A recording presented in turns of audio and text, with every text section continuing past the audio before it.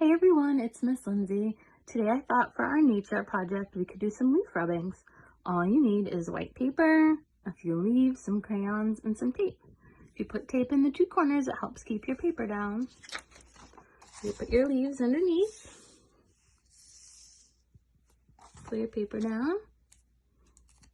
Put a little piece of tape down the bottom to help hold it in place.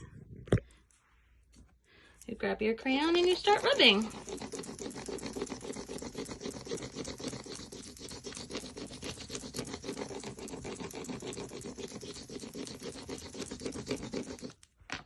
You can do lots of different colors for your leaves.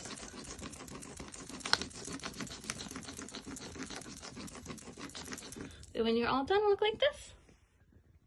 And you have pretty leaf outlines. I hope everybody enjoyed the project. Hope to see you soon.